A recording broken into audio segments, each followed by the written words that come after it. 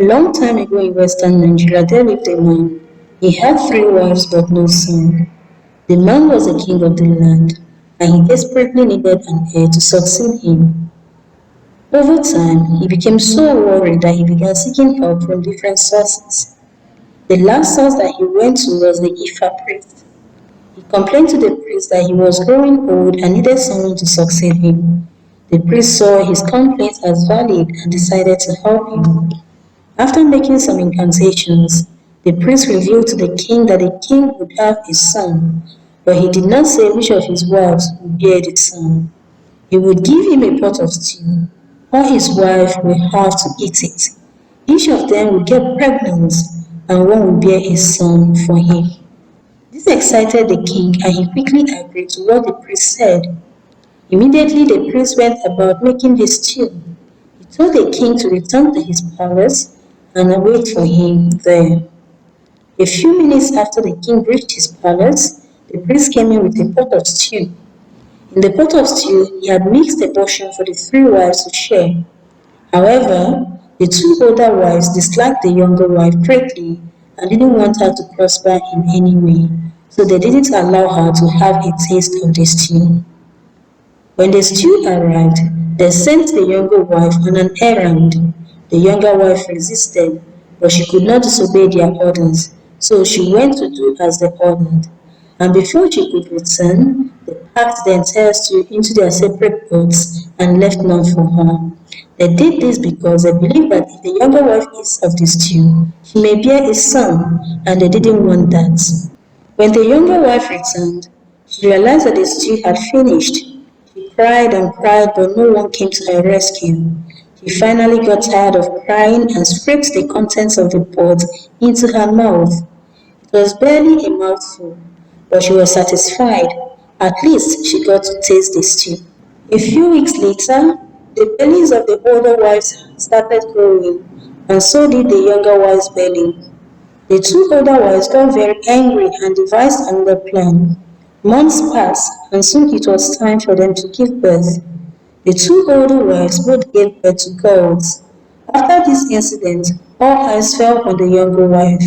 The two older wives became very close to her, and when it was time for her to give birth, they helped her through it all. Immediately the younger wife gave birth to a boy.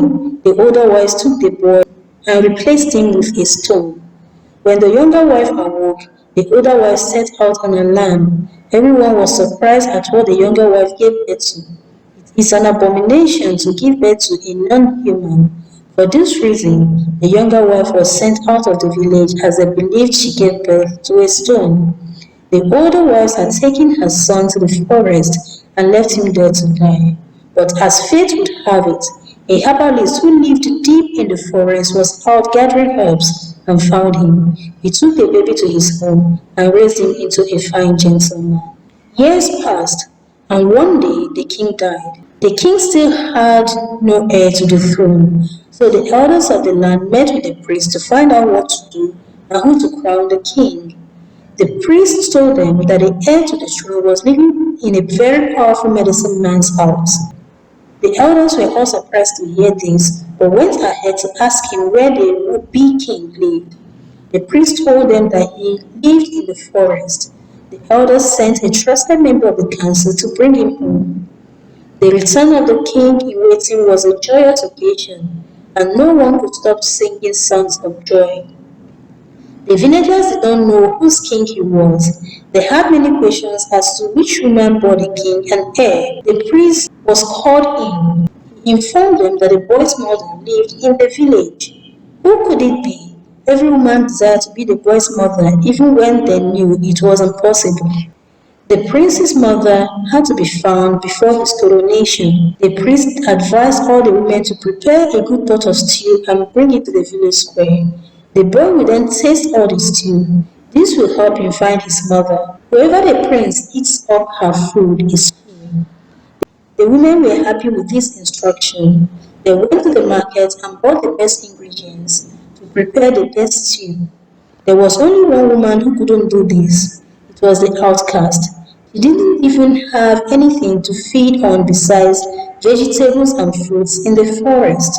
So on that day, When all the women brought a pot of delicious stew, the woman threw different vegetables and grasses into hot water to make her stew. On the occasion, the village square was buzzing. The different pots of stew made by the village women gave off a very delicious aroma. When the prince arrived, everyone was silent as he walked around, tasting the different stews before him. The tasting event lasted the whole day. The boy was exhausted.